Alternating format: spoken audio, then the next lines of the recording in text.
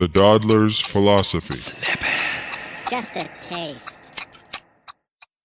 So this is a good transition then to something that I wanted to talk about with this Great Filter essay. You're talking about like just sociology and psychology and the stupidity of humans, at least, with respect to, say, potential. And he kind of, this Robin Hanson guy, who, God love him. He's a much older man now than when he wrote this thing. So he was a hot, young, blooded person back when he wrote this, and now he's not like wrinkly old. He's younger than my parents, but he's not, you know, he's not a young man. And this is, anyway, fucking A.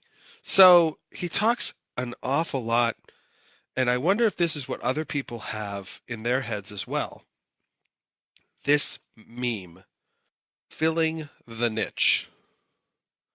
And when you talk about these things, these like, oh, well, there's this low Earth orbit and fill that niche, like just go to the boom, and you get in there and just like elbow everyone out of the fucking way and just get it, like as if it's just this thing. You go and you make, take up space just because you can. Hustle up, And he mentions this Phil Niche thing. Oh, that'd be a great little moniker. Anyway, like PHIL, and then I don't know how you spell it. Phil Niche. Hi, I'm Phil Niche.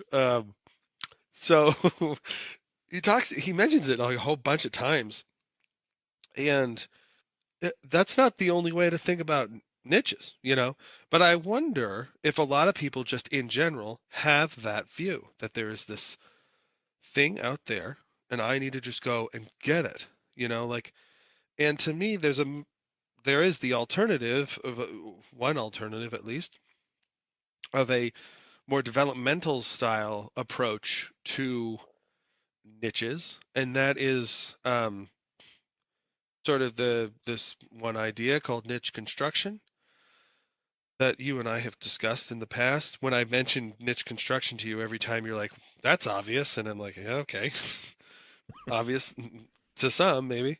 And the notion of niche construction is that you make some kind of, you have some kind of effect on your world. I think the simple way that people tend to put it, at least biologists and most likely ecologists, is that, to live is to pollute, is this idea that everywhere you go and everything you do, you're affecting it in some way, however small or however large. And that if you affect things in a large enough way, it's quite possible that that effect, not only does it affect other organisms or other things around you, but it affects you as well. And so now that you've had this huge impact on things, you now have to adapt or adjust to this change, which is now affecting everybody. And that adapting to the change means that you change, and now there's this sort of feedback between, you know, the the effect you're having and the niche and whatever it is you get out of the process that's producing this big effect, and sort of how you then handle that effect. And so it's just kind of going back and forth, and these little, like these little suns are orbiting each other or something like that. There's even now kind of, so normally I would say, beaver's building a dam, and this it's just a little stream, and now it's this huge pond, and I wonder how that I was happened. just going to ask about that, if that was an example. Yeah. But then, anyway, but then, you can imagine, like, I think they've got developmental style niche construction-y. They don't say niche construction. They don't know they're doing something similar, in my opinion. But when it comes to like the development of the solar system, there's this idea that, um, that Jupiter had a huge role in, how, the solar system developed, and that there's a lot of back and forth in the interplay between, the effects of these various entities orbiting the sun and how the other planets can form and whatnot. And I won't get into the gruesome details of that, but all I'm trying to say is that, there's this other way of thinking about things. And I guess what I'm sort of trying to tie it into is, what if there's a civilization out there and it has a particular impact on the galaxy? You want to harken back to like Star Trek. Remember, they had their own little, like, it was like space global warming episode where they were like fucking up space time or something like that with their warp drive. They were all like, well, because there was like regions of space that were all fucked up or something like that. And they were like, well, we're gonna have to go to warp drive much less now. Like they're gonna have to like cut back our warp emissions or whatever. But imagine that there's some sort of effect that's going on that one civilization has, and it totally impacts how other things develop. And before you know it, it's like, well, what the great silence and the normal and all that for us is just this world that was sort of created through the effects of this other civilization. And maybe, we don't even have the means to be able to understand what they do. Because we're just ships crossing in the night or something.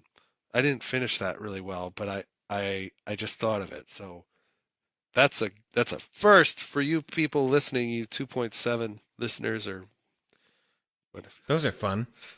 We come up with new stuff. That's the best.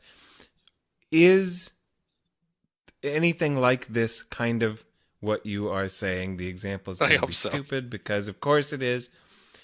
So, all right, it's quiet around Earth.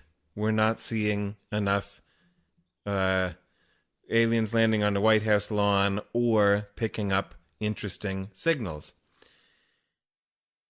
Is one of the explanations for that there is some other, more advanced civilization who has, for some reason or other, one of the things that their niche constructs is dampeners around regions.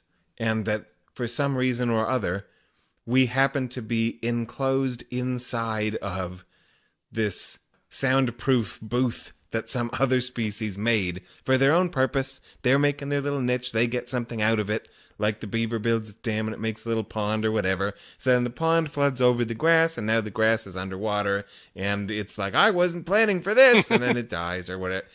So maybe we're just inside of someone else's universe-changing behavior. Yes. And part of what that does is make it sound quiet. Right, or just... That's what you're getting at, yeah. Yeah, or just it makes it so that what we would expect, because we're developing in our own little way, having our own little expectations develop, like what we would expect is not what we can detect or whatever, because of the circumstances of the galaxy, or more than that some civilization is producing. So is this saying, or what's wrong with saying, what we're doing now is just expanding ecology out into a solar system, galaxy, universe, or whatever, instead of just being on Earth, and saying, all right, well, whether or not we become cognitively, consciously aware of the presence of an intelligent extraterrestrial species, that's only one possible mode of interaction. There could be all sorts of other modes that do not include awareness of their presence, but there still could be all sorts of causal influence exchanged. For sure. Isn't that cool? and that we're just part of this galactic ecology now, and some stupid beaver species totally built a dam and flooded us with put a pillow over our head or whatever, and now we can't hear anybody. And it's not our fault, and the signals are out there, but we've been blocked because we're underwater behind their beaver dam. I like it. Yeah, that's the idea. Trying to do our thing, but we don't know what our thing is, because it's all wishy and squishy and squashy or something. Anyway. Yeah, that was kind of what I was thinking, because I thought about, like, he was all like, Phil Nitch. And I was like, who is that guy?